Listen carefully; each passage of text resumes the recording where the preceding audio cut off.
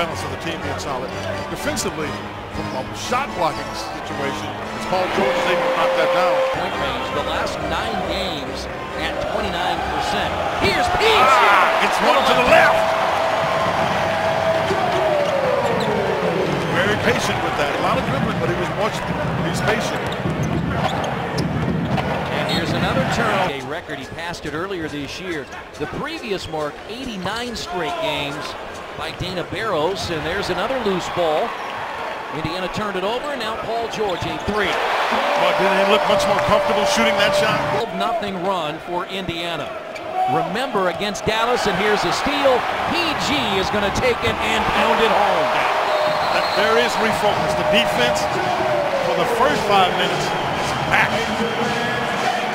Indiana scored a season-high 119 in the win against Denver and shot a season-best 57%. Pacers still have missed just 1 shot. They're 9 of 10. Korver, this is a tough matchup for him against Paul George. Now another turnover, steal by George Hill. He takes it to Paul George for a 3. Oh, I mean, they're just on a roll with a real good transition offense by George Hill to Paul George. 14 points for Paul George. We touched on him in the open. He had shot it poorly in the final 10 before the All-Star break. He is 6 of 6 tonight as Elton Brand misses. But his teammates have done a good job, been able to get themselves at the top of that both Atlantic and both Brooklyn and New York are trying to get to Toronto. But Toronto's not relenting at the top of that very easily. Lou Williams has come back in. West, the steal. Paul George has it. Here's a 2-on-1. Oh, okay. Paul Korver went to Paul George, so he couldn't lob it.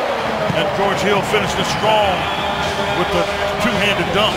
George had against Portland. He's trying to figure out where he has to play in terms of a high level of intensity. Pass back. That one from Lance Stevenson to Paul George. Again, don't fight it. Now Millsap comes to help. When he comes to help, you send him into rotation. That's what you want to do. They've got to come double team, so you send the defense into rotation. Paul, Atlanta pulled within 3 in the second quarter. How are you able to weather that run and hold on for the win tonight?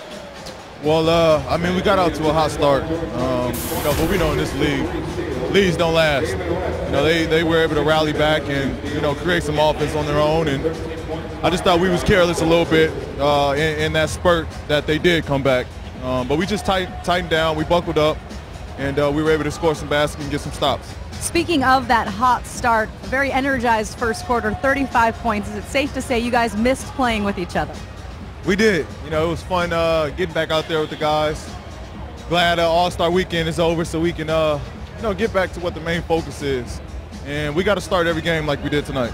And you just spoke of All-Star weekend. You had a very busy one. You, of course, had 18 points of the game. You partook in the dunk competition. Maybe a bit of a concern for fatigue for you. Not so much tonight. Nah, not at all. I mean, I knew to balance out having fun and, letting my body rest. Despite all the stuff I had to do, I still found time to, really lay low and get off my feet. So I knew in the back of my mind, what I was chasing for this year, and let's get ready for a big year. Tomorrow night, the second of a back-to-back. Hopefully the same energy we saw tonight. How do you get it done in Minnesota? Just come out and play the same way. Get off our feet tonight, get a good night rest, and get ready to play against a tough team. Nice job tonight. Thank you. Hi, Mom. Hi, Dad. 4 in double figures tonight for the Pacers, led by the 26 of Paul George. David West had 17. 13 points, 5 rebounds, 7 assists.